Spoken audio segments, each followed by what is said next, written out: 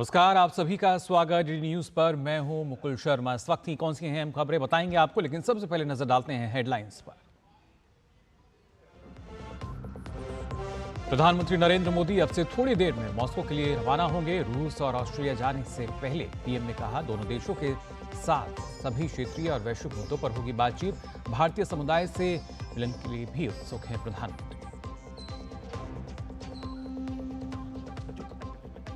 NEET UG परीक्षा से जुड़ी सभी 26 याचिकाओं पर आज सुप्रीम कोर्ट में अहम सुनवाई। पेपर लीक और गड़बड़ियों के हैं आरोप। सीबीआई अब तक कई लोगों को कर चुकी है गिरफ्तार।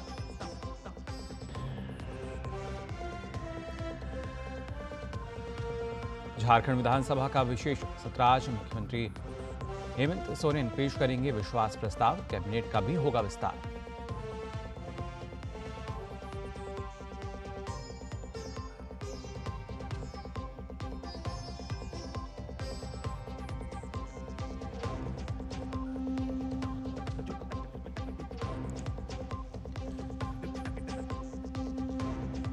मूसलाधार मानसून ने थामी मुंबई में लाइफलाइन। रेलवे ट्रैक पर भरा पानी, सड़कों पर भी भरा पानी। जनजीवन हुआ अस्त व्यस्त।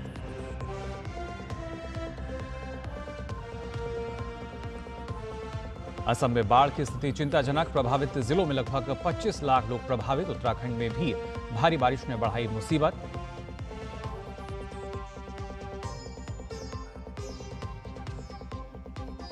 और steeplechase athlete Avinash Sable ने बनाया नया राष्ट्रीय रिकॉर्ड। 3000 मीटर स्टीपल चेस में किया अपने पिछले रिकॉर्ड को बेहतर।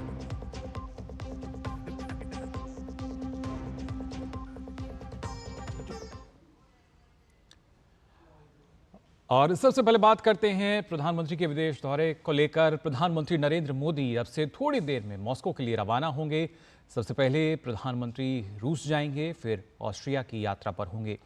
रूसी राष्ट्रपति व्लादिमीर पुतिन के आमंत्रण पर पीएम मोदी मॉस्को जा रहे हैं। इस दौरान पीएम मोदी 22वें भारत रूस वार्षिक शिखर सम्मेलन में भाग लेंगे। कोविड के कारण ये शिखर सम्मेलन 3 साल बाद हो रहा है। और फिलहाल इन तस्वीरों में आप देख सकते हैं प्रधानमंत्री नरेंद्र मोदी जो कि रवाना हो रहे हैं यहाँ से। ये अब से कुछ देर पहले की बस तस्वीरें। नरेंद्र मोदी प्रधानमंत्री फिलहाल रवाना हो रहे हैं रूस के लिए। जैसा हम आपको बता रहे हैं कि खासतौर से अगर बात की जाए, क्योंकि जो समिट है कोविड कारणों से पहले बीच में नहीं हुई थी, लेकिन अब इस 22वें समिट में शामिल होने के लिए प्रधानमंत्री नरेंद्र मोदी रवाना होते हुए अपने आप में काफ़ी महत्वपूर्ण। और खासतौर से न सिर्फ रूस बल्कि इसके बाद प्रधानमंत्री ऑस्ट्रिया भी जाएंगे। और ये 40 से अधिक वर्षों में किसी भारतीय प्रधानमंत्री की पहली यात्रा है ऑस्ट्रिया की। अगर बात की जाए तो वहाँ पे प्रधानमंत्री, आपको बता दें, राष्ट्रपति अलेक्जेंडर वॉन डेर बेलेन और चांसलर कार्ल नेहमर से भी मुलाकात करेंगे। यात्रा के पहले चरण में प्रधानमंत्री मॉस्को पहुंचेंगे और उसके बाद जैसा हमने आपको बताया कि ऑस्ट्रेलिया की यात्रा पर जाएंगे। पीएम मोदी फिलहाल 22वें भारत रूस वार्षिक शिखर सम्मेलन में भाग लेने के लिए रवाना हो रहे हैं। इन तस्वीरों में आप देख सकते हैं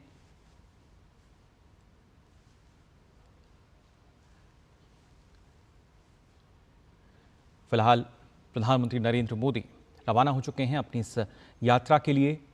और ये तस्वीरें जब प्रधानमंत्री रवाना हो रहे थे मॉस्को के लिए, इन तस्वीरों में आप देख सकते हैं 22वें भारत रूस वार्षिक शिखर सम्मेलन में भाग लेने के लिए प्रधानमंत्री नरेंद्र मोदी अब रवाना हो चुके हैं।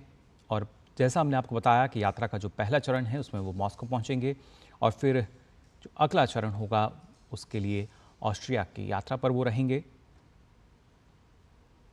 साथ ही साथ ना सिर्फ यहाँ पर अगर बात की जाए जो भारतीय समुदाय हैं उससे मिलने के लिए भी काफ़ी उत्साहित नजर आए प्रधानमंत्री नरेंद्र मोदी।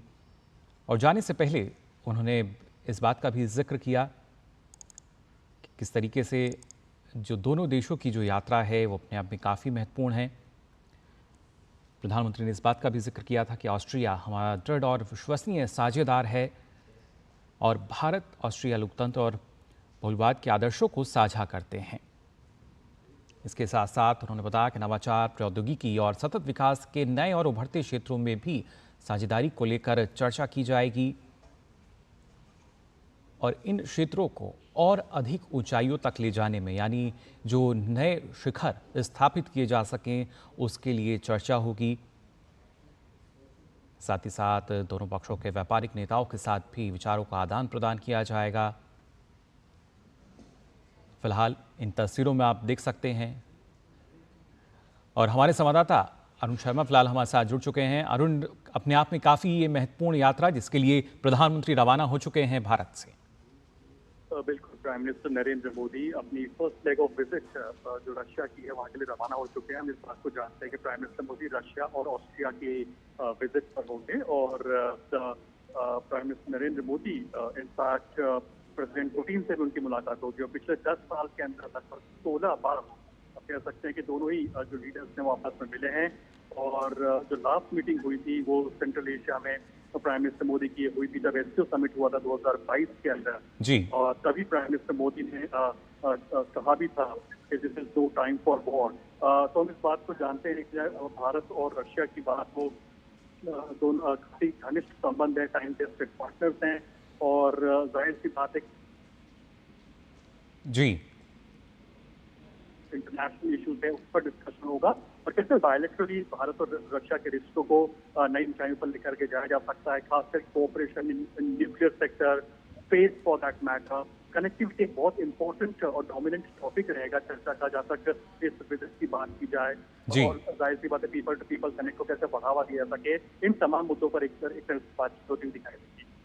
बिल्कुल अरुण, यानी मान सकते हैं कई अहम मुद्दे और खासतौर से समझौतों की अगर बात की जाए जिन पर कहीं ना कहीं इस मुलाकात के बाद मोहर लगती हुई नजर आएगी। फिलहाल संपर्क हमारा उनसे टूट चुका है और सीधा रुख करेंगे सुधीर यादव का जो हमारे साथ जुड़े हुए हैं। सुधीर, अगर बात की जाए, क्योंकि जिस तरीके से लेकर लगातार हम देख पा रहे हैं जो रूस में जो भारतीय हैं उनमें जो एक अलग तरह का उत्साह है और उत्साह जो है सिर्फ एक तरफा नहीं है। प्रधानमंत्री भी काफ़ी उत्साहित नजर आते हैं जब वो दूसरे देशों में जो भारतीयों से मुलाकात करते हैं। फिलहाल ये जो इस दौरे की अगर बात की जाए, कितना महत्वपूर्ण दौरा ये?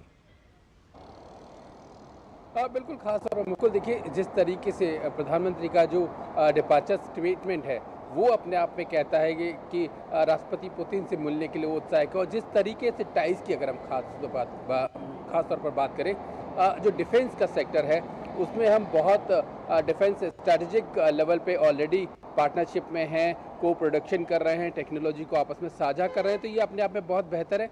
अब कोशिश ये की जा रही है कि जो दूसरे एरिया हैं, सिविल न्यूक्लियर के मामले में जो कुडनकुलम हमारा प्रोजेक्ट है उसमें कुछ मामला आगे बढ़ाया जा सकता है, कुछ अगले जो संयंत्र है उस पर बातचीत की जा रही है। इसके अलावा टूरिज्म एक ऐसा सेक्टर है जिसमें बहुत ज़्यादा संभावना है। पीपल्स टू पीपल टाइज के लिहाज से अगर देखें तो दोनों देश कनेक्ट करते हैं, भारत के लोग यहाँ आए, यहाँ का टूरिज्म बेहतर हो और यहाँ के लोग भारत जाए तो दोनों देशों के लिए विन विन सिचुएशन है। एक दूसरी सबसे बड़ी बात अगर मुकुल कहें कि अभी जिस तरह से एनर्जी सेक्टर में भारत का जो बिल है वो रशिया की वजह से बहुत कम हुआ है, बहुत ज़्यादा हमारे लिए बहुत ज़्यादा फेवरेबल कंडीशंस हुई हैं और जिस तरीके से यूक्रेन रशिया वॉर के मद्देनज़र अगर आप वैश्विक परिस्थितियाँ देखें तो रूस के लिए जो वैश्विक परिस्थितियाँ कठिन है उसमें भारत एक मजबूत साझेदार बनकर उभरा है।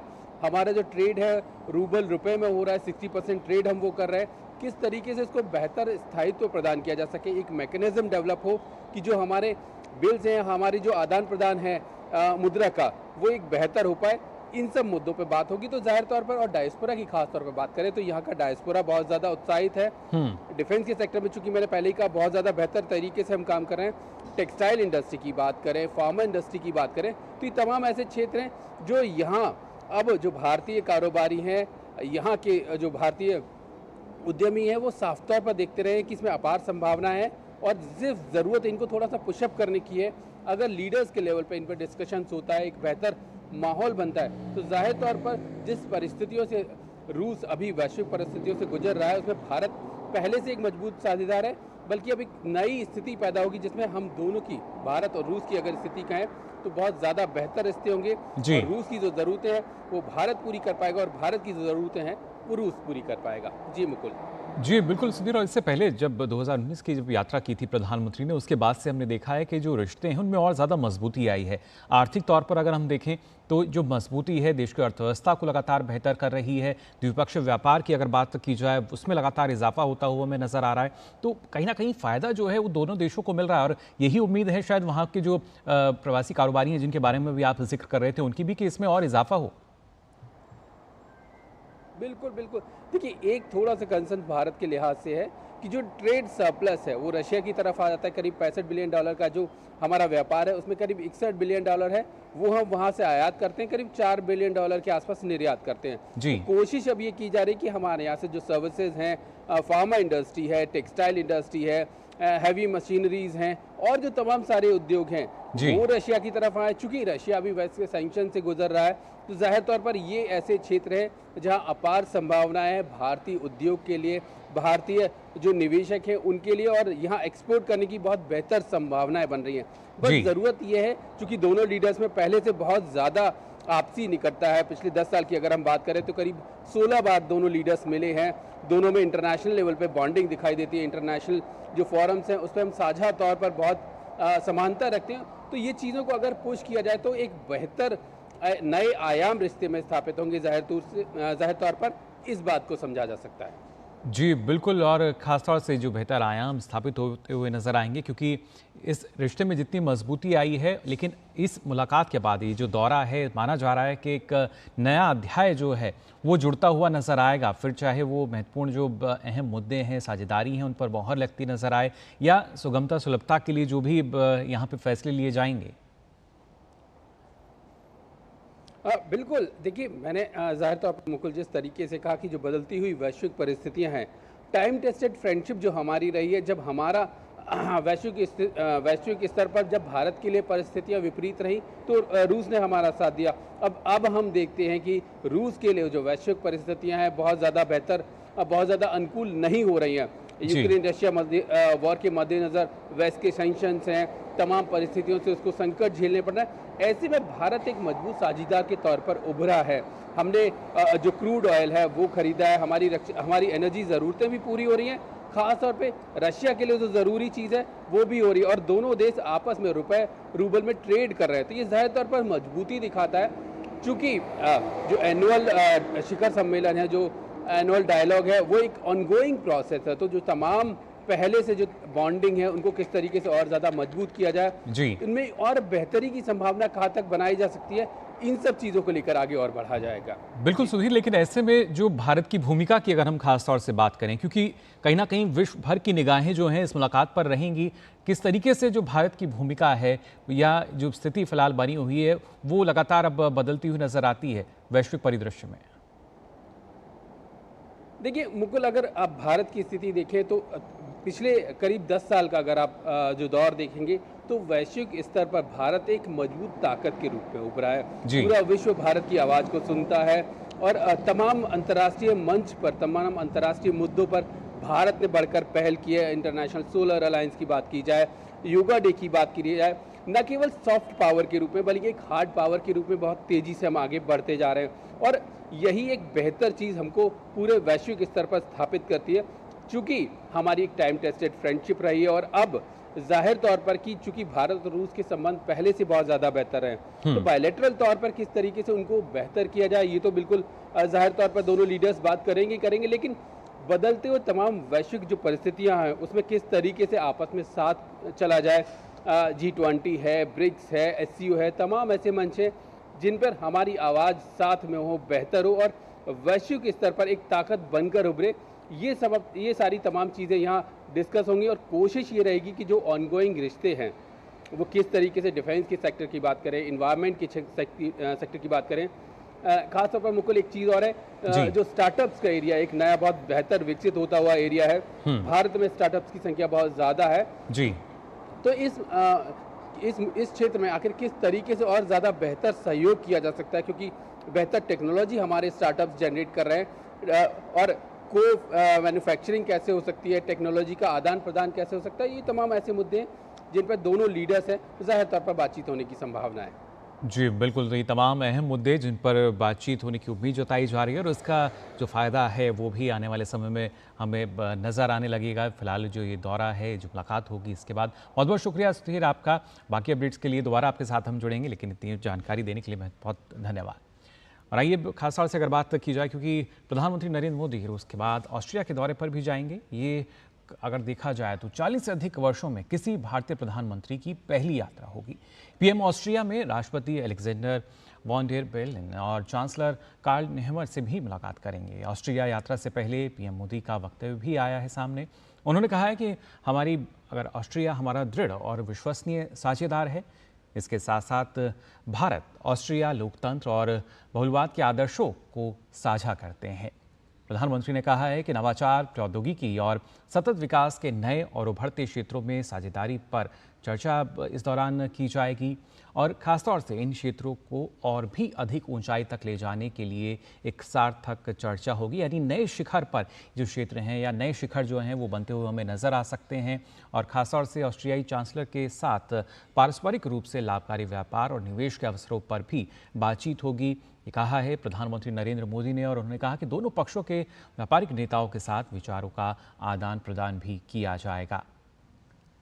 तो पीएम मोदी ऑस्ट्रिया में भारतीय समुदाय के साथ भी बातचीत करेंगे। लेकिन ऑस्ट्रिया यात्रा से पहले ये बयान सामने आया है प्रधानमंत्री नरेंद्र मोदी का, जिसमें उन्होंने कहा है कि नवाचार, प्रौद्योगिकी जैसे नए जो क्षेत्र हैं उसकी साझेदारी पर चर्चा की जाएगी और कैसे सतत विकास के नए और उभरते क्षेत्रों में जो साझेदारी है एक सार्थक रूप में उस पर यहाँ चर्चा होगी और इन क्षेत्रों को और भी अधिक ऊंचाइयों तक ले जाने के लिए चर्चा होगी। यानी जो नए शिखर हैं, नए आयाम जो हैं स्थापित होते नजर आएंगे। ऑस्ट्रियाई चांसलर से व्यापार और निवेश के अवसरों पर भी बातचीत होगी। दोनों पक्षों के व्यापारिक नेताओं के साथ विचारों का आदान प्रदान होगा और साथ ही साथ वहाँ पे जो भारतीय समुदाय है उनसे भी प्रधानमंत्री मुलाकात करेंगे। वहीं विदेश मंत्री डॉक्टर एस जयशंकर ने कहा है कि रूस के साथ संबंधों में सबसे बड़ा बदलाव ये है कि दोनों देशों के बीच आर्थिक संबंधों में काफ़ी सुधार हुआ है और आगे भी इसमें काफ़ी मजबूती मिलेगी। A lot of other issues I touched upon, but I don't want to preempt, sort of this because, as you know, Prime Minister Modi is going to Moscow next week. In fact, yesterday evening, President Putin mentioned to me that he's looking forward very much to that visit. So I think preparations are underway. Obviously, our discussions contributed to it, but what will come out, you will have to wait till the visit is. तो काफ़ी मजबूती जो है देखिए आर्थिक संबंधों को मिलती नजर आएगी और प्रधानमंत्री मोदी के रूस पहुंचने से पहले ही वहां के जो प्रवासी व्यवसायी हैं वो काफ़ी उत्साहित नजर आ रहे हैं और इस यात्रा को लेकर उनकी काफ़ी उम्मीदें भी हैं। हमारे संवाददाता सुधीर यादव की आइए रिपोर्ट देखते हैं। प्रधानमंत्री मोदी 8 और 9 जुलाई को रूस की आधिकारिक यात्रा पर आ रहे हैं और सबसे खास बात है यहाँ का जो इंडियन डायस्पोरा है तमाम उम्मीदों के साथ इस यात्रा को देख रहा है कि जब दोनों नेता बात करेंगे तो यहाँ का जो बिजनेस है, पीपल टू पीपल टाइज हैं, वो कैसे और ज़्यादा बेहतर होंगे। यहाँ के इंडियन डायस्पोरा में तमाम जो लोग हैं, तमाम बिजनेसेस जुड़े हुए हैं, उनसे हमने बात की कि आखिर क्या चीज़ों की ज़रूरत है और इंडियन डायस्पोरा इस यात्रा को किन उम्मीदों से देखता है। हम लोग बहुत एक्साइटेड है कि ये लोग यहाँ पे आ रहे हैं। डिफेंस में ऑलरेडी चल रहा है, फार्मा में भी चल रहा है, but sky is the limit. हम लोग ये नहीं देखते कि रशिया में manufacturing, we are also looking at manufacturing in India and exporting to Russia. So both ways communication Ayurveda है, न्यूट्रास्यूटिकल्स है, विटामिन है, वो ग्रो कर रहा है और हम लोग बहुत स्ट्रॉन्ग है भारत इन सारे सेगमेंट में। प्रधानमंत्री जी जो आ रहे हैं, रशियन प्रेसिडेंट के साथ बात होने वाली है इनकी और सारे अथॉरिटी के साथ, तो फार्मा एक बहुत ही टॉप बिजनेस के लिए प्रोस्पेक्टिव है हमारे लिए और अच्छा कुछ होने का उम्मीद है।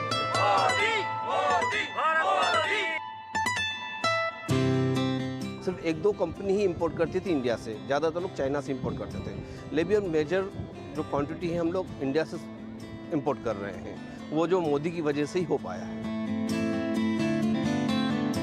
भारतीय समाज इस तरह से पूरा आत्मविश्वास के साथ विविध देशों में जो दिखाई दे रहा है, इसका पूरा क्रेडिट प्रधानमंत्री मोदी जी को है। રશિયામાં સાહેબ આપનું સ્વાગત છે। ગુજરાતીઓ અને ઇન્ડિયન ડાયસ્પોરા તમારું ખૂબ વેલકમ કરવા માટે અમે વેઇટ કરી રહ્યા છીએ। અને તમારા આવવાથી ખૂબ જ ઉત્સાહિત છીએ. પૂરા ગુજરાતી સમાજ અને પૂરો ભારતીય સમાજ ઉત્સાહિત છે.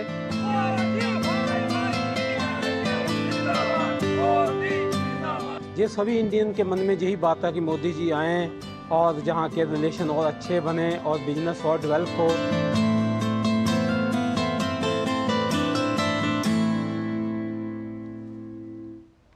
तो और बेहतरी की उम्मीदें जो हैं वहाँ के प्रवासी व्यवसायी करते हुए नजर आ रहे हैं और रूस में रह रहे भारतीय समुदाय के लोग भी प्रधानमंत्री नरेंद्र मोदी के मॉस्को आगमन से काफ़ी खुश हैं. उनका मानना है कि ये आगमन सांस्कृतिक जुड़ाव को बढ़ावा देगा.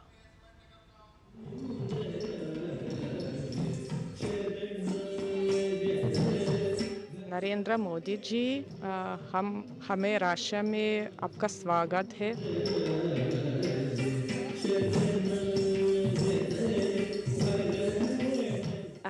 Really happy that relationship between two my beloved countries, my motherland Russia and India, are really strong, and I'm happy that Narendra Modi is coming again to Moscow.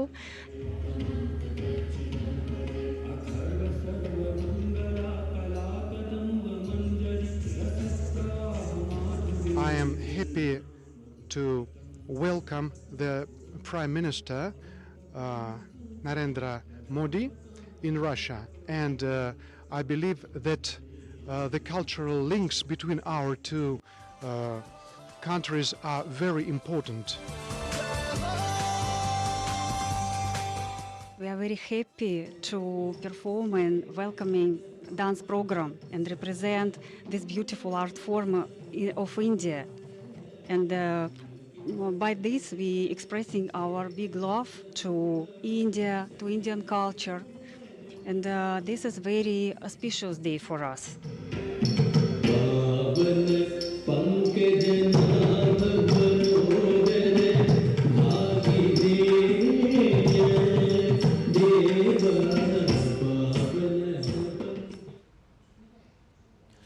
प्रधानमंत्री नरेंद्र मोदी 8 से 9 जुलाई तक 22वें भारत रूस शिखर सम्मेलन में हिस्सा लेने के लिए मॉस्को के लिए रवाना हो चुके हैं. प्रधानमंत्री मोदी की मॉस्को की बेहद अहम यात्रा को लेकर वहां के लोग काफ़ी उत्साहित हैं. इस यात्रा को रूस भारत के संबंधों के लिए अति अहम माना जा रहा है. मोदी जी की नेतृत्व के अंतर्गत चाय पे चर्चा होती है. आज कल पूरे रशिया में, पूरे मॉस्को में जहां देखो सिर्फ मोदी चर्चा हो रही है. का यहाँ आना इस समय पे जब यहाँ पर वॉर चल रहा है तो ये बहुत कुछ कहता है, और हमें आशा है कि वो हम सब के लिए, इंडिया के लिए और रशिया के लिए ज़रूर कुछ ऐसी बातचीत करेंगे और ऐसे किसी नतीजे पे पहुँचेंगे कि जिससे ये वॉर ख़त्म होने में बहुत मदद मिलेगी. हमारे लिए वैसे काफ़ी चीज़ें यहाँ पे मोदी जी के आने के बाद चेंज हुई है. एक अब पे लोगों के देखने का नज़रिया काफ़ी बदला है. ये आशा करते हैं कि उनकी जो विज़िट है वो बिज़नेस और व्यापार के क्षेत्र में तो और नई ऊंचाइयां छुएगी, बट हम ये चाहते हैं कि इस रिश्ते को हम एक अलग लेवल पे ले जाएं. मैं बहुत वेट कर रही हूँ मिस्टर मोदी का यहाँ पे विज़िट का, और मैं ये चाहती हूँ कि इस बार भी मोदी जी अपने साथ कुछ ऐसी खुशखबरियाँ लाएं और हमारी इंडो रशियन रिलेशनशिप को आगे बढ़ाएं. बहुत गर्व महसूस होता है बिकॉज उनके प्रयास और देशभक्ति की वजह से हमारा देश हर क्षेत्र में आगे बढ़ रहा है. ये विज़िट आई थिंक बहुत इम्पॉर्टेंट है क्योंकि इस टाइम जो क्रूशल स्टेज चल रही है दुनिया के अंदर, तो उस टाइम पे मोदी जी का यहाँ विजिट करना एक बहुत इम्पोर्टेंट रोल है. मुझे ऐसा लगता है कि अभी भारतीयों की जो प्रतिष्ठा है विश्व में वो भी बढ़ी है, हम लोगों की प्रतिष्ठा भी यहाँ बढ़ी है. हमें बहुत खुशी हो रही है कि हमारे मोदी जी यहाँ आ रहे हैं, इसलिए हम सब यहाँ पे अपने मिनी दुब्रोवका में इकट्ठा हुए हैं और चाय पे चर्चा कर रहे हैं. हमारी यहाँ प्यारी सी छोटी सी कम्युनिटी है जो हम आज गैदर हुए हैं एक साथ मोदी जी के लिए. मोदी जी हम मॉस्को में आ रहे हैं, इससे हम बहुत एक्साइटेड हैं. तो कहीं ना कहीं जो उत्साह है वो लगातार नज़र आ रहा है जो रूस में भारतीय और ना सिर्फ रूस बल्कि ऑस्ट्रिया की भी अगर हम बात करें, क्योंकि प्रधानमंत्री नरेंद्र मोदी 9 से 10 जुलाई के दौरान ऑस्ट्रिया की यात्रा पर रहेंगे. भारतीय समुदाय में भारतीय प्रधानमंत्री नरेंद्र मोदी की यात्रा पर वहाँ भी जो लोग हैं वो काफ़ी उत्साहित हैं। हमारे संवाददाता गौतम राय ने ऑस्ट्रिया में भारत मूल के परिवार से खास बातचीत की। 41 साल के अंतराल के बाद कोई भारतीय प्रधानमंत्री ऑस्ट्रिया आ रहे हैं। प्रधानमंत्री नरेंद्र मोदी भारतीय समुदाय से ऑस्ट्रिया में वियना में 10 जुलाई को मुखातिब होंगे।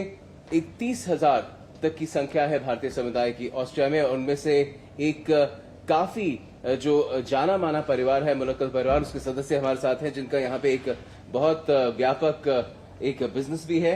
हमारे साथ जेम्स मकील हैं और इनके फादर इन लॉ है हमारे साथ, ससुर हैं, वो हैं जिन्होंने ये बिजनेस सेटअप किया, जोसेफ मुलक्कल। सबसे पहले आप हमें बताएं कि किस तरह की आपकी अपेक्षाएं हैं, उम्मीदें हैं, प्रधानमंत्री 41 साल के बाद भारत के यहाँ पर आ रहे हैं।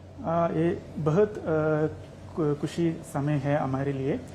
जैसा हमारे प्रधानमंत्री ऑस्ट्रिया में आ रहे, हमारे देखने के लिए आ रहे, हमारे लिए बहुत खुश है, और हम पूरा हमारा इंडियन कम्युनिटी वेट कर रहे हैं उसके मीट करने के लिए। जोसेफ, आप बताएं, आप कितने समय से यहाँ पे ऑस्ट्रिया में हैं और किस तरह से आपने अपना बिजनेस सेटअप किया, और क्या आप भारत के लिए भी यहाँ पर एक जगह बना रहे हैं ऑस्ट्रिया में, किस तरीके से? मैं 84 में इधर ऑस्ट्रिया में आ गया, तो इधर काम करके 93 में बिजनेस स्टार्ट किया। फिर पहले मैं इंडिया से सारा इंपोर्ट कर रहा है, इंडिया से सारा अच्छा। मैं हमारा जो इंडियन लोग इधर हैं वो मेरा घर का गेस्ट है, ऐसा बढ़िया माल इंडिया से लाके मैं सब मेरा कस्टमर को देता था। तो अब जब प्रधानमंत्री आ रहे हैं यहाँ पर जेम्स, तो किस तरह के एक्सपेक्टेशंस हैं, उम्मीदें हैं आपकी? मेरे ओपिनियन में दोनों कंट्री का रिलेशन बहुत अच्छा होना चाहिए। मेरे ख्याल में अभी अच्छा है और अच्छा होना चाहिए। और जैसा पहले बोला था, हमारा और इधर बहुत और लोग आए तो हमके लिए और हेल्प है, जैसा आईटी लोग, और ये बहुत इधर बहुत अपॉर्चुनिटी है इंडियन लोगों के लिए। सो ये वो सब वीसा प्रोसेस है, सब स्मूथ हो गए तो इधर और लोग आ सकेगा, उसको इधर एक अच्छा एक जवान जीत सकेगा। तो आपने देखा कि किस तरह से यहाँ पर जो उम्मीदें हैं भारतीय समुदाय की वो जुड़ी हुई हैं दोनों भारत और ऑस्ट्रिया की तरीके से, और उसमें भारतीय किस तरह का योगदान कर सकते हैं, और उसी पर एक तरह से नजर भी रहेगी इस दौरे के दौरान। कैमरा पर्सन प्रमोद नेगी के साथ Gautam Roy, Vienna, Austria, DD news. तो रूस की बात करें, ऑस्ट्रिया की बात की जाए, प्रधानमंत्री नरेंद्र मोदी के आगमन को लेकर एक अलग ही जो उत्साह है वो सीधे तौर पर वहां देखा जा सकता है। अब आइए बुलेटिन में आगे बढ़ते हैं और बात करते हैं मुंबई की। दरअसल मुंबई में भारी बारिश ने एक तरीके से कहर बरपाया हुआ है। यहाँ लोगों की रोजमर्रा की जिंदगी पर खासा असर पड़ा हुआ है। मुंबई में कल रात से लेकर आज सुबह तक अगर बात की जाए तो करीब 300 मिलीमीटर बारिश जो है वो दर्ज की गई है। बारिश से जहां एक तरफ निचले इलाकों में जल जमा हो गया है, तो वहीं मध्य रेलवे और पश्चिम रेलवे ने अलग अलग स्थानों पर कुछ ट्रेन निलंबित की हैं और कुछ को एहतियातन धीमी गति से चलाया जा रहा है। मुंबई में निजी और सरकारी विद्यालयों एवं महाविद्यालयों को स्थिति को देखते हुए बंद कर दिया गया है। ईस्टर्न एक्सप्रेसवे और वेस्टर्न एक्सप्रेसवे पर गाड़ियों की लंबी कतार देखी जा रही है। साथ ही आपात स्थिति से निपटने के लिए मुंबई पुलिस, बीएमसी और अन्य एजेंसियां स्थिति पर नजर बनाए हुए हैं। फिलहाल आगे भी माना जा रहा है कि मुंबई में जो बारिश की चेतावनी है वो जारी की गई है मौसम विभाग द्वारा, और मुंबई के साथ साथ पूरे महाराष्ट्र में बीते एक हफ्ते से बारिश का सिलसिला जारी है। मौसम विभाग के अनुसार आज और आने वाले कुछ दिनों तक राज्य में भारी बारिश की संभावना जताई गई है। आईएमडी के मुताबिक कोंकण, मराठवाड़ा और मध्य महाराष्ट्र के इलाके में सबसे अधिक अगर बात की जाए वो सबसे अधिक प्रभावित होंगे ये क्षेत्र। पुणे, सतारा और कोल्हापुर जिलों में भी भारी से बहुत भारी बारिश की चेतावनी जारी की गई है। राज्य में लगातार हो रही बारिश की स्थिति को देखते हुए प्रशासन ने नागरिकों को सतर्क रहने और सावधानी बरतने की सलाह दी है। और आइए अब रुक करते हैं एक और अहम खबर का। दरअसल गड़बड़ी और पेपर लीक जैसे विवादों में घिरी नीट यूजी परीक्षा का भविष्य क्या होगा, ये आज सुप्रीम कोर्ट में सुनवाई के बाद तय होगा। इस सुनवाई पर देश के करीब 24 लाख छात्रों की निगाहें टिकी हैं। फिलहाल सुप्रीम कोर्ट के सामने इस पूरे विवाद को लेकर अब तक 26 याचिका पहुंच चुकी हैं। इनमें ज्यादातर इस परीक्षा को रद्द करने और नए सिरे से परीक्षा कराने की मांग की याचिकाएं भी शामिल हैं। मुख्य न्यायाधीश की अध्यक्षता में बनी बेंच में ये सुनवाई होगी। मांग ये भी है कि खासतौर से कथित गड़बड़ियों की अलग और स्वतंत्र जांच हो। बढ़ते नीट विवाद के बीच केंद्र ने सर्वोच्च न्यायालय में हलफनामा दाखिल किया और कहा कि किसी भी सबूत के अभाव में नीट परीक्षा को दोबारा आयोजित करने की कोई ज़रूरत नहीं है। तर्क दिया गया है कि दोबारा परीक्षा कराने से वास्तविक उम्मीदवारों के जीवन पर प्रतिकूल असर पड़ेगा। ऐसे में अब फैसला सुप्रीम कोर्ट के हाथ में है। इस बीच सीबीआई इस मामले में जांच कर रही है और अभी तक कई आरोपियों की गिरफ्तारी भी हो चुकी है। वहीं नेशनल टेस्टिंग एजेंसी ने सीयूईटी यानी परीक्षा 2024 की आंसर की जारी कर दी है। छात्र एनटीए की आधिकारिक वेबसाइट से आंसर की जो है वो डाउनलोड कर सकते हैं। उम्मीदवार 9 जुलाई तक आंसर की को चुनौती दे सकते हैं। सीयूईटी परीक्षा की आंसर की जारी होने के साथ ही एक सप्ताह के भीतर परीक्षा परिणाम भी जारी होने की उम्मीद की जा रही है। एनटीए इस परीक्षा के आयोजन में गड़बड़ी से जुड़ी छात्रों की शिकायतों की भी जांच कर रही है। इस बारे में 30 जून तक मिली सभी शिकायतों की एनटीए जांच कर रही है। अगर किसी भी अभ्यर्थी की शिकायत सही पाई गई तो एनटीए उनके लिए 15 से 19 जुलाई के बीच फिर से परीक्षा का आयोजन कर सकती है। मकान खरीदारों और बिल्डरों के लिए पूरे देश में एक मॉडल बिल्डर बायर एग्रीमेंट बनाने की मांग वाली याचिका पर आज सुप्रीम कोर्ट सुनवाई करेगा। इससे पहले कोर्ट की ओर से नियुक्त एमिकस क्यूरे ने इस मामले में अपनी 3rd स्टेट्स रिपोर्ट कोर्ट में दायर की। राज्यों की ओर से दिए गए सुझाव पर गौर करने के बाद कोर्ट ने अपनी पुरानी सिफारिशों में कुछ बदलाव किए हैं। जनवरी 2023 में एमिकस क्यूरे ने जो मॉडल एग्रीमेंट दिया था उसमें खंड ए के प्रावधान देश भर के लिए सामान रखे गए थे, जबकि खंड बी में राज्य स्थानीय परिस्थितियों के मुताबिक बदलाव कर सकते थे। जनवरी 2023 में सुप्रीम कोर्ट ने राज्यों से कहा था कि वह इस मॉडल एग्रीमेंट पर अपने सुझाव रखें। 12 राज्यों से मिले सुझावों के बाद मॉडल एग्रीमेंट के खंड ए में संशोधन किए गए हैं और अब इन्हें मंजूरी के लिए सुप्रीम कोर्ट के सामने रखा जाएगा। इससे पहले सुप्रीम कोर्ट ने केंद्र को नोटिस जारी किया था।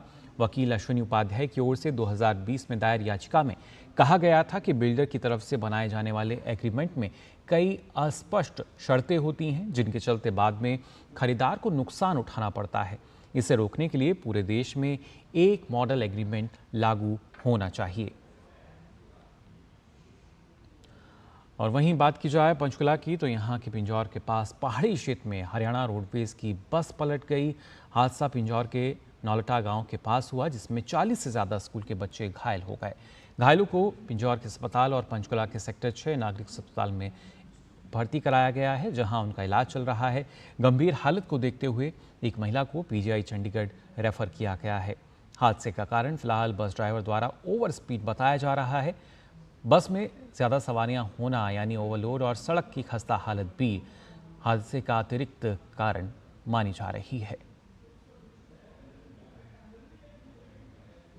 और बात करते हैं श्री अमरनाथ यात्रा को लेकर। श्री अमरनाथ यात्रा के 5803 तीर्थयात्रियों का एक और जत्था श्रीनगर से बालटाल और पहलगाम मार्ग के लिए रवाना हुआ।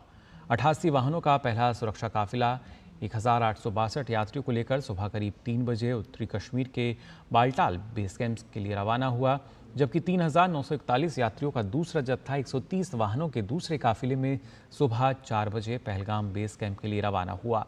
9 दिन में 1,82,000 से ज़्यादा श्रद्धालुओं ने बाबा बर्फानी के दर्शन किए हैं। मौसम विभाग ने दोनों यात्रा मार्गों पर आंशिक रूप से बादल छाए रहने और दिन में रुक रुक कर हल्की बारिश की संभावना जताई है। और आइए बुलेटिन में बात करते हैं अब झारखंड की। दरअसल झारखंड विधानसभा में हेमंत सोरेन सरकार आज फ्लोर टेस्ट से गुजरेगी। इसके लिए आज विधानसभा का विशेष सत्र बुलाया गया है। मुख्यमंत्री हेमंत सोरेन ने जेएमएम के सभी विधायकों को सदन में मौजूद रहने का निर्देश दिया है। सहयोगी दलों कांग्रेस, आरजेडी और भाकपा ने भी अपने विधायकों को विश्वास मत के दौरान सदन में मौजूद रहने का निर्देश दिया है। 81 सदस्यीय झारखंड विधानसभा में 5 सीटें खाली हैं। विश्वास मत हासिल करने के लिए 39 विधायकों का समर्थन जरूरी है। सत्तारूढ़ गठबंधन के पास 46 विधायकों का समर्थन है, जिसमें जेएमएम के 27, कांग्रेस के 17 और राजद एवं भाकपा का एक विधायक शामिल है। वहीं विपक्ष में 27 विधायक हैं, जिनमें भाजपा के 24 और आजसू के 3 विधायक शामिल हैं। 3 विधायक निर्दलीय हैं। विश्वास मत हासिल करने के बाद आज झारखंड कैबिनेट का विस्तार होने की भी उम्मीद है। वहीं दूसरी तरफ बीजेपी ने झारखंड विधानसभा में विशेष सत्र के दौरान राज्य सरकार को पार्टी के एक पार्षद वेद प्रकाश सिंह को गोली लगने के बाद कानून व्यवस्था की नाकामयाबी के मुद्दे पर घेरने की तैयारी कर ली है। भाजपा विधायकों ने विधानसभा के बाहर झारखंड सरकार के खिलाफ प्रदर्शन किया। वेद प्रकाश सिंह, जो भाजपा के निवर्तमान पार्षद थे, उन्हें कल रात रांची के धुरवा क्षेत्र में झारखंड विधानसभा परिसर से कुछ ही दूरी पर गोली मारकर घायल कर दिया गया। बाद में वेद प्रकाश सिंह को अस्पताल में भर्ती कराया गया। भाजपा नेता और झारखंड विधानसभा में विपक्ष के नेता अमर कुमार बाउरी ने एक्स पर एक पोस्ट में अस्पताल के आपातकालीन संकेत की तस्वीर पोस्ट की और कहा कि ये तस्वीर झारखंड की मौजूदा स्थिति को दर्शाती है और हेमंत सोरेन द्वारा शासित राज्य में कोई भी व्यक्ति सुरक्षित नहीं है। वहीं बीजेपी ने हेमंत सोरेन की सरकार को अब तक की देश की सबसे भ्रष्ट सरकार बताया है। नेता प्रतिपक्ष अमर कुमार बाउरी ने जेएमएम सरकार को स्वार्थी और परिवारवादी बताते हुए कहा कि इनकी सत्ता में जन कल्याण नहीं होगा। ये सबसे बड़ा भ्रष्टाचारी सरकार, इस देश का सबसे बड़ी सबसे भ्रष्टाचारी सरकार रिटर्न हुई है और वो सिर्फ और सिर्फ अपने स्वार्थ के लिए रिटर्न हुई है, अपने घपले घोटाले को छिपाने के लिए रिटर्न हुई है, उस पर पर्दे ढकने के लिए, उसको ये सच्चों को मिटाने के लिए रिटर्न हुई है। तो निश्चित रूप से उसमें जनता का कहीं पर भी उत्थान या जनता का कल्याण नहीं है, वो सिर्फ और सिर्फ स्वार्थ है और इस स्वार्थ को लेकर के वो सदन में आने वाले हैं। हम लोग सिर्फ इतना ही चैलेंज करते हैं कि वाद विवाद में आइए और वाद विवाद में आकर के आप क्यों इस सरकार लाए हैं और हम ये बताएंगे कि आप में कितनी कमियां हैं, आप कितने झूठे हैं, कितने स्वार्थी हैं, आप कितने बड़े परिवारवादी हैं। और वहीं झारखंड राज्य में पत्थर माफिया धरती को खोखलाकर धड़ल्ले से खनन कर रहे हैं, जिससे राज्य की प्राकृतिक संपदाओं को नुकसान पहुंच रहा है। आइए देखते हैं हमारे संवाददाता सोमेश पटेल की झारखंड के रांची से ग्राउंड रिपोर्ट। झारखंड में 3000 से ज्यादा अवैध पत्थर की खदानें हैं, जिसमें चतरा, गुमला, धनबाद, साहिबगंज सभी जगह ये माफिया अवैध खनन कर शासन को चुनौती देते नजर आ रहे हैं। विपक्ष राज्य की जेएमएम सरकार पर जल जंगल जमीन को बेचने का आरोप लगा रहा है। ये तो स्टेट स्पॉन्सर्ड करप्शन का बेहतरीन नमूना है। इससे बढ़िया नमूना क्या हो सकता है जब माननीय मुख्यमंत्री के विधायक प्रतिनिधि पंकज मिश्रा, जो साहिबगंज के पत्थर माफिया थे, उन्होंने ही अपने कार्यकाल में पहले 2 वर्षों में 1250 करोड़ के पत्थरों को, पहाड़ों को गायब करवा कर, तुड़वा कर इसकी बाजाबता रेलवे से भिजवा दिया और अभी वो जेल में है 2 वर्षों से। ईडी ने 1250 करोड़ का सिर्फ एक साहिबगंज इलाके में ये आकलन किया है, इनिशियल आकलन किया है, जो पत्थर की वहाँ पे चोरी हुई है, एक तरह से पहाड़ों की चोरी हुई है। तो अवैध खनन तो सरकार का समर्थन है, बिना समर्थन के। अभी तक वो पंकज मिश्रा 2 साल से जेल में रहने के बाद भी विधायक प्रतिनिधि है माननीय मुख्यमंत्री के। झारखंड में खनन माफिया और विभागीय अफसरों का मजबूत गठजोड़ है। खनन का लाइसेंस तो 15 से 20 डेसिमल का ही जारी होता है, लेकिन शातिर खनन माफिया सैकड़ों एकड़ लंबे चौड़े इलाके पर कब्जा कर लेते हैं और अवैध खनन करते हैं। वहीं सत्तारूढ़ जेएमएम ऐसे किसी भी आरोपों से इनकार करता है। पिछली बार की सरकार के समय जो राजस्व वसूली खनन के क्षेत्र से था, उससे करीब 2.5 गुना ज्यादा राजस्व वसूली इस सरकार में हो रही है। जब राजस्व वसूली ज्यादा हो गया तो घोटाले कैसे होंगे? राजस्व कम आता था आपकी सरकार में। इसका मतलब यह हुआ कि आप चोरी करवाते थे, घोटाले करते थे, भ्रष्टाचार में लिप्त थे, लेकिन यहाँ तो राजस्व बढ़ा है।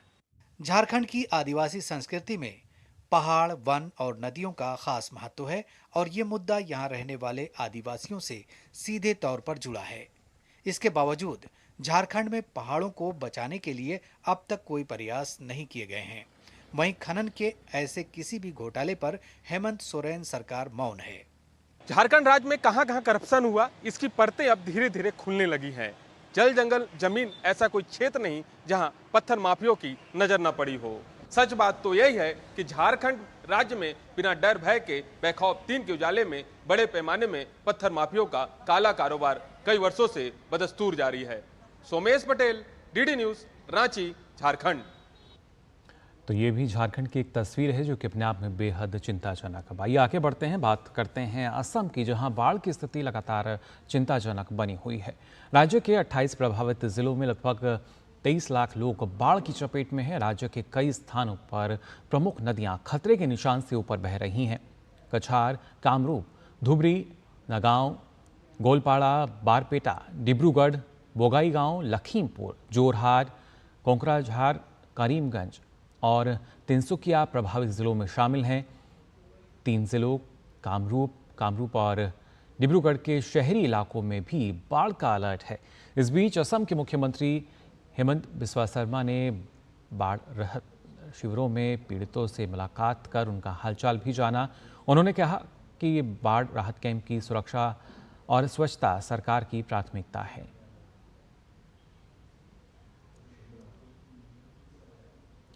तो लगातार देश के अलग अलग राज्य जो हैं उनमें भारी बारिश की स्थिति देखने को मिल रही है। बात उत्तराखंड की अगर करें तो यहाँ भारी बारिश और बाढ़ के चलते जनजीवन अस्त व्यस्त हो गया है।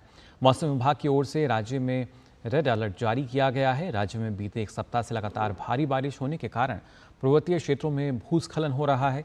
मौसम विभाग ने 9 जिलों में अत्यंत भारी बारिश की चेतावनी भी जारी की है। राज्य के कुमाऊं मंडल में भारी बारिश जारी है। बीते 24 घंटे की अगर बात की जाए तो देहरादून में सर्वाधिक 11 सेंटीमीटर बारिश हुई है। वहीं चंपावत, नैनीताल और उधम सिंह नगर में 10 सेंटीमीटर बारिश दर्ज की गई।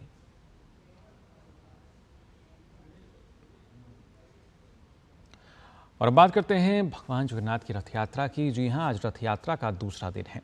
श्रद्धालुओं में काफ़ी उत्साह देखा जा रहा है। आज रथ यात्रा गुंडीचा मंदिर पहुंचेगी। गुंडीचा मंदिर को भगवान की मौसी का घर माना जाता है। पुरी में भगवान जगन्नाथ की रथ यात्रा कल शुरू हुई थी। ये यात्रा 16 जुलाई तक चलेगी। आपको बता दें कि हर साल आषाढ़ मास के शुक्ल पक्ष की द्वितीया से रथ यात्रा शुरू होती है और दशमी तिथि को समाप्त होती है। भगवान जगन्नाथ के पहले भक्त और पुरी के राजा गजपति महाराज ने परंपरा निभाते हुए सोने की मूठ वाली झाड़ू से रथ के मार्ग की सफाई की। रस्म को छेरा पहरा के नाम से जाना जाता है। विधि विधान के साथ शुरू हुई इस धार्मिक यात्रा में राष्ट्रपति द्रौपदी मुर्मू सहित ओडिशा के राज्यपाल रघुबर दास और मुख्यमंत्री मोहन चरण मांझी समेत केंद्रीय शिक्षा मंत्री धर्मेंद्र प्रधान भी मौजूद रहे।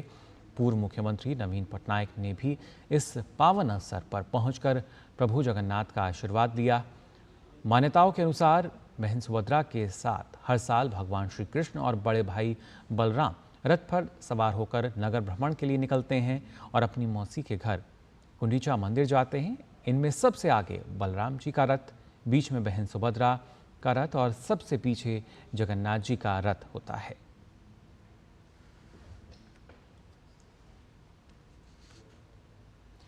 राष्ट्रपति द्रौपदी मुर्मू इन दिनों ओडिशा के दौरे पर हैं। राष्ट्रपति ने आज सुबह सैर के दौरान समुद्र किनारे की कुछ तस्वीरें सोशल मीडिया प्लेटफॉर्म एक्स पर साझा की। उन्होंने लिखा, कुछ ऐसी जगह हैं जो हमें जीवन के सार के करीब लाती हैं और हमें याद दिलाती हैं कि हम प्रकृति का हिस्सा हैं। पहाड़, जंगल, नदियाँ और समुद्र तट हमारे भीतर किसी चीज़ को आकर्षित करते हैं। आज जब मैं समुद्र के किनारे टहल रही थी तो मुझे आसपास के वातावरण से जुड़ाव महसूस हुआ। हल्की हवा, लहरों की गर्जना और दूर दूर तक पानी, ये एक ध्यानपूर्ण अनुभव था। इससे मुझे एक गहन आंतरिक शांति मिली जो मैंने कल महाप्रभु श्री जगन्नाथ जी के दर्शन करते समय महसूस की थी।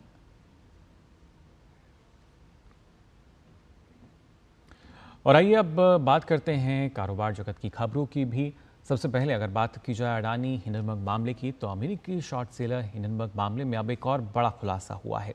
सेबी ने दावा किया है कि अमेरिकी शॉर्ट सेलर हिंडनबर्ग रिसर्च ने अडानी समूह के खिलाफ अपनी रिपोर्ट की एक कॉपी इसके पब्लिश होने से करीबन 2 महीने पहले ही अपने क्लाइंट को शेयर की थी। इसे न्यूयॉर्क के hedge fund manager mark Kingdon को शेयर किया गया था और साथ ही अडानी समूह की कंपनियों के शेयर्स में उतार चढ़ाव का फायदा भी उठाया गया था।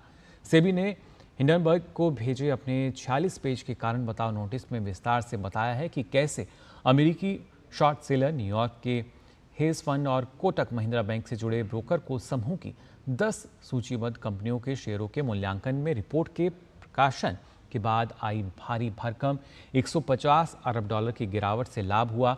सेबी ने न केवल हिंडनबर्ग को बल्कि KMIL किंगडन और हिंडनबर्ग के संस्थापक नाथन एंडरसन को भी नोटिस भेजा है। दूरसंचार विभाग ने भारतीय शैक्षणिक संस्थानों, अनुसंधान और विकास संस्थानों से क्वांटम मानकीकरण और परीक्षा प्रयोगशाला पर शोध प्रस्ताव आमंत्रित किए हैं।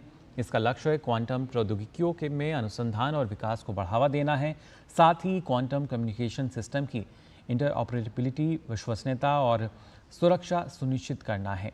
ये प्रयोगशालाएं नवाचार केंद्र के रूप में काम करेंगी और quantum technology developer, testing equipment manufacturer और एकेडमिक रिसर्चर को एक साथ लाएंगी, जिससे सभी के लाभ के लिए क्वांटम टेक्नोलॉजी की पूर्ण क्षमता का इस्तेमाल किया जा सके। प्रस्ताव जमा करने की अंतिम तिथि 5 अगस्त 2024 है। ये पहल प्रधानमंत्री के दृष्टिकोण जय अनुसंधान के अनुरूप है। इसका उद्देश्य दूरसंचार उत्पादों और प्रौद्योगिकियों में अनुसंधान और विकास को समर्थन देना है। ये भारत को क्वांटम प्रौद्योगिकियों में आत्मनिर्भर बनाने और इस अत्याधुनिक क्षेत्र में वैश्विक मानक स्थापित करने की दिशा में सरकार का एक प्रयास है।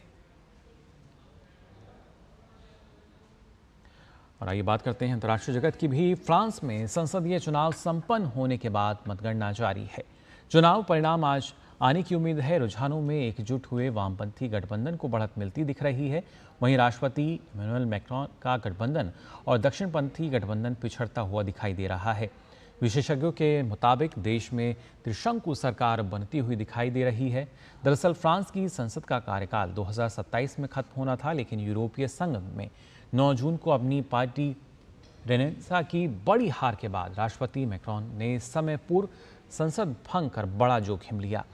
मैक्रोन सरकार गठबंधन के सहारे चल रही थी। उनके गठबंधन के पास सिर्फ 250 सीटें थीं और हर बार कानून पारित करने के लिए उन्हें अन्य दलों के समर्थन जुटाना पड़ता था।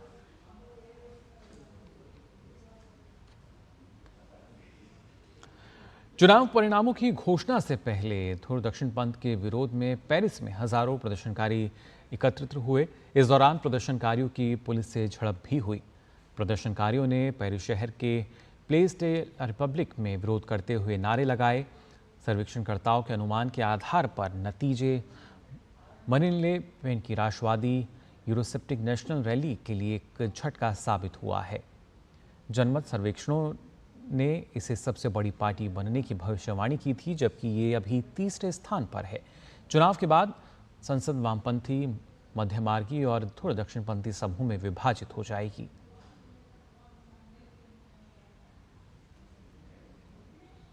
और वहीं हिंद प्रशांत क्षेत्र में बढ़ते तनाव के बीच फिलीपींस और जापान ने एक समझौते पर हस्ताक्षर किए। समझौते के मुताबिक दोनों पक्षों को एक दूसरे की धरती पर अपनी सेना तैनात करने की इजाजत मिल गई है। गौरतलब है कि यह समझौता दोनों देशों के बीच सुरक्षा संबंधों में एक मील का पत्थर साबित होगा। फिलीपीन के रक्षा मंत्री गिलबर्टो टेओडोरो और जापान के विदेश मंत्री योको कामिकावा ने फिलीपींस के राष्ट्रपति फर्डिनेंड मार्कोस जूनियर की मौजूदगी में आयोजित समारोह में पारस्परिक पहुंच समझौते पर हस्ताक्षर किए। और आइए अब बात करते हैं खेल जगत की खबरों की। सबसे पहले बात करते हैं विंबलडन की। शीर्ष वरीयता प्राप्त इटली के यानिक सिनर ने विंबलडन के क्वार्टर फाइनल में प्रवेश कर लिया है।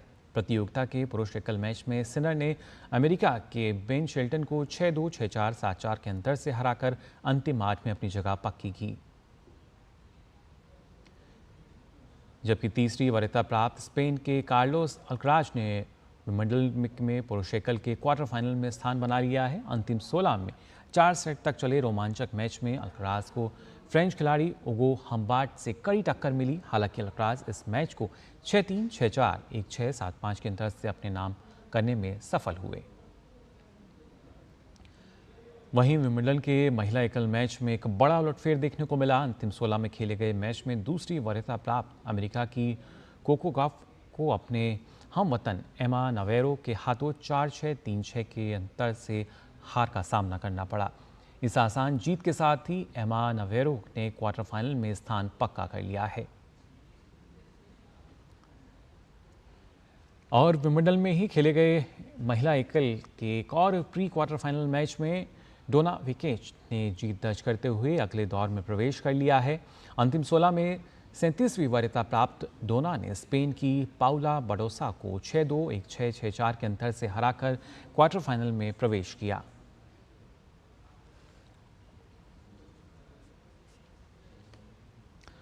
और बात भारत के स्टीपल एथलीट अवनीश साबले की, जिन्होंने अपने नाम एक नया रिकॉर्ड दर्ज कर लिया है। साबले ने डायमंड लीग में 8 मिनट और 9.91 सेकंड का समय लेकर अपने पिछले रिकॉर्ड को तोड़ा। अविनाश साबले का पिछला राष्ट्रीय रिकॉर्ड 8 मिनट 11.20 सेकंड का था, जिसे उन्होंने 2022 राष्ट्रमंडल खेलों में रजत पदक जीतकर बनाया था। हालांकि डायमंड लीग के स्टीपल चेस स्पर्धा में अविनाश पदक से चूक गए, उन्हें 6वें स्थान से संतोष करना पड़ा। और बात क्रिकेट की, भारत ने 5 मैचों की T20 सीरीज के दूसरे मैच में जिम्बाब्वे को 100 रन से हरा दिया। भारत द्वारा मिले 234 रन के लक्ष्य का पीछा करने उतरी जिम्बाब्वे की टीम नियमित अंतराल पर विकेट गंवाती गई और पूरी टीम 18.4 ओवर में 134 रन बनाकर ऑल आउट हो गई और मुकाबला गंवा दिया।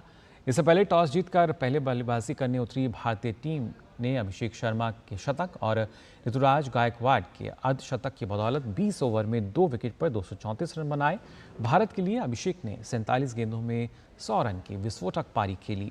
वहीं ऋतुराज गायकवाड़ ने 47 गेंदों पर नाबाद 77 रन बनाए और रिंकू सिंह ने 48 रन की शानदार पारी खेली। इस जीत के साथ ही भारत ने सीरीज में 1-1 की बराबरी कर ली है। अब सीरीज का तीसरा मैच बुधवार को खेला जाएगा। वहीं भारत और दक्षिण अफ्रीका की महिला टीमों के बीच 3 मैचों की T20 सीरीज का दूसरा मुकाबला बारिश की वजह से रद्द हो गया। चेन्नई में खेले गए इस बारिश प्रभावित मैच में भारतीय टीम एक गेंद भी नहीं खेल पाई। मैच में पहले बल्लेबाजी करने उतरी दक्षिण अफ्रीका की टीम ने निर्धारित 20 ओवर में 6 विकेट के नुकसान पर 177 रन बनाए थे।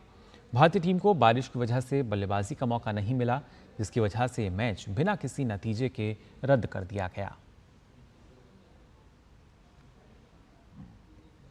और साल के तीसरे ग्रैंड स्लैम विंबलडन से जुड़ी खबरों के लिए आइए नजर डालते हैं स्पोर्ट्स ट्रैक पर।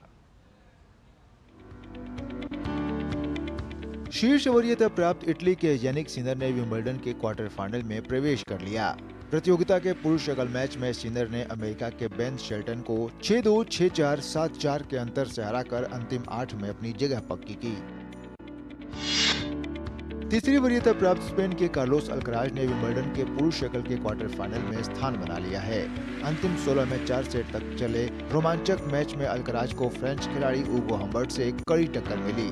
हालांकि अल्कराज इस मैच को 6-3, 6-4, 1-6, 7-5 के अंतर से अपने नाम करने में सफल रहे। रूस के डेनिल मेदवेदेव ने विंबलडन के क्वार्टर फाइनल में प्रवेश कर लिया। 5वीं वरीयता प्राप्त मेदवेदेव को क्वार्टर फाइनल में पहुंचने के लिए ज्यादा मेहनत नहीं करनी पड़ी। उन्होंने दुनिया के 10वें नंबर के खिलाड़ी बुल्गारिया के ग्रिगोर दिमित्रोव को 5-3 से हराकर अंतिम 8 में अपनी जगह पक्की कर ली।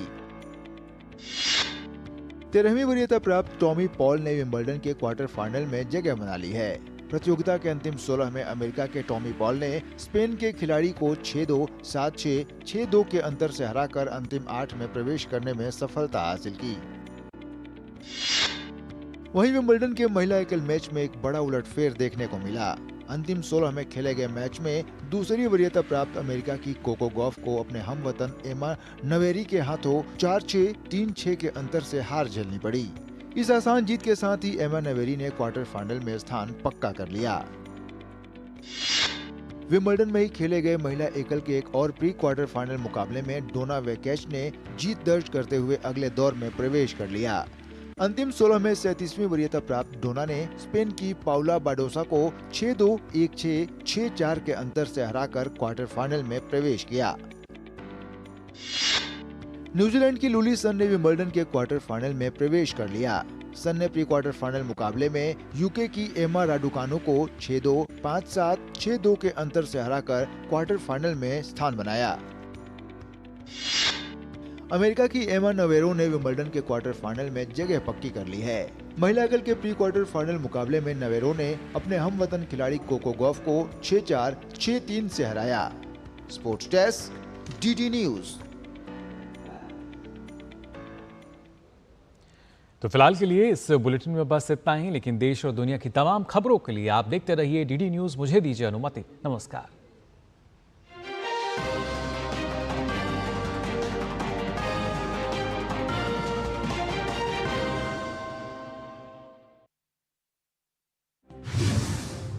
शेयर बाजार में जोखिम भरे वायदा विकल्प कारोबार से छोटे निवेशकों को बचाने के लिए सेबी द्वारा गठित विशेषज्ञ समूह 7 प्रस्तावों पर विचार करेगा। ये विशेषज्ञ समूह इससे जुड़े नियामकीय मुद्दों पर भी चर्चा करेगा। साथ ही समूह के सदस्य निवेशक सुरक्षा को मजबूत करने और बाजार खंड में जोखिम में सुधार करने के लिए अल्पकालिक रणनीतियों की सिफारिश भी करेंगे। सार्वजनिक क्षेत्र के पंजाब एंड सिंध बैंक ने चालू वित्त वर्ष में देश भर में 100 नई शाखाएं खोलने की योजना बनाई है। इस दौरान बैंक की अपने नेटवर्क में 100 नए एटीएम जोड़ने की भी योजना है। पंजाब एंड सिंध बैंक के प्रबंध निदेशक स्वरूप कुमार साहा ने ये जानकारी दी। उन्होंने बताया कि 100 शाखाओं के जुड़ने से 2024-25 के अंत तक बैंक की शाखाओं की कुल संख्या 1665 तक पहुंच जाएगी और एटीएम की संख्या भी 1135 हो जाएगी। इस सप्ताह में 13 जुलाई को HDFC बैंक एक सिस्टम अपग्रेड करेगा। इस दौरान बैंक की कई सेवाएं करीब 14 घंटों के लिए आंशिक या पूरी तरह से उपलब्ध नहीं रहेंगी। बैंक देश भर में 9 करोड़ से ज्यादा व्यक्तियों और व्यवसायों के अपने बड़े ग्राहक आधार के लिए ग्राहक अनुभव को बढ़ाने के लिए अपनी कोर बैंकिंग सिस्टम को एक नए इंजीनियर प्लेटफॉर्म पर शिफ्ट कर रहा है। HDFC बैंक ने कहा कि इस माइग्रेशन का मकसद प्रदर्शन की गति में सुधार करना, हाई ट्रैफिक वॉल्यूम को प्रतिबंधित करने की क्षमता बढ़ाना और विश्वसनीयता और स्केलेबिलिटी को बढ़ाना है।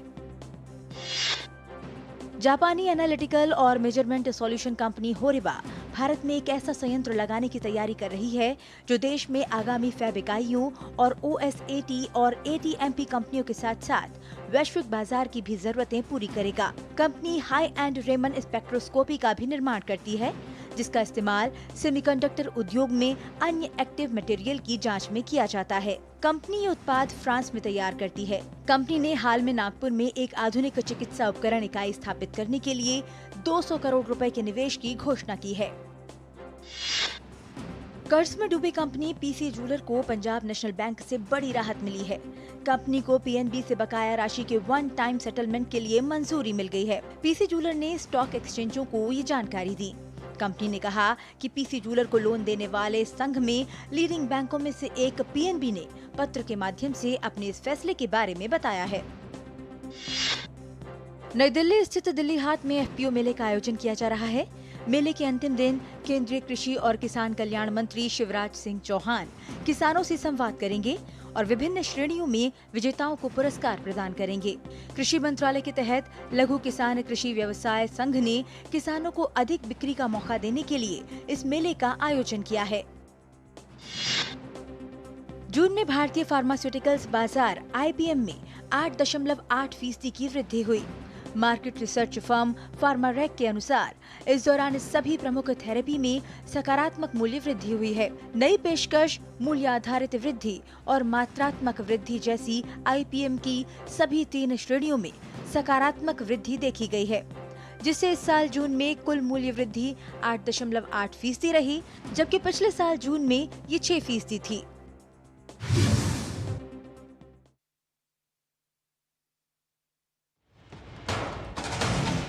कश्मीर से कन्याकुमारी तक, कच्छ से कामाख्या तक, राज्यों की राजधानियों से प्रदेशों के कोने कोने तक, होगी हर राज्य के हर हिस्से की पूरी खबर। देखिए भारत at 7 खबर राज्यों की, सोमवार से शुक्रवार शाम 7 बजे।